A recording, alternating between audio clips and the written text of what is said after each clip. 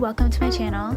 Today I'm going to do a TBR for the Gear It Up Readathon for the Orilium Readathon. It's the next step in our journey to get to the Orilium Academy, or we're there, but like this is our first step inside of the academy itself. It's only a week-long readathon. You only need to read 2 books for your character. I did make 2 characters. They were traveling together and I still want to stick with that. So I'm going to try and read 4 books this week. They are short books that I picked specifically because I knew I was gonna be reading 4. So I wanted it to be attainable. So my first character is Lissy, and she chose to be in the Mindwalkers Guild. And the legacy that I've decided to go with for that character is the Astral Plane, which for that book is to read a book set in a world different from ours, which for that one I chose Monstrous, volume 4. I have volumes 4, 5, and 6.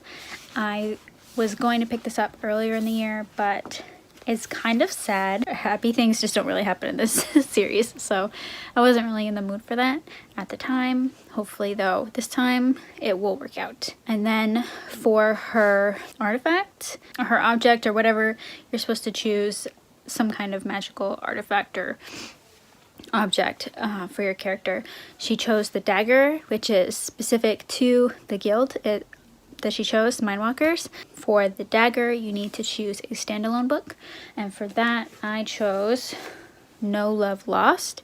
It is a manga. I just got it in the mail like last week. From what I understand, there's this colony that I don't think they realize that they're a colony anymore. I think that they've forgotten. I might be confusing that with another story, but I think that's the case, and then this interplanetary traveler shows up, and then adventures ensue between that character and I think one of the natives, but I might be butchering that summary, so I apologize if I did, but yeah, I'm looking forward to that. Science fiction, definitely not set in our world. So for my second character, his name is Tin Man, and he chose the Archivist Guild. Yes, I believe that's what it's called.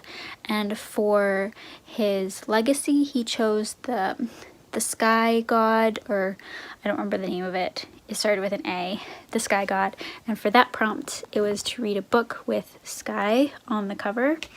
For that, I chose In the Shadows of Men. Now you can't see the sky itself. It's cloudy, but it's a cloudy sky. So I'm gonna count this. It's a novella, and it's about this town in, where is it, Texas? Some strange things are going on there.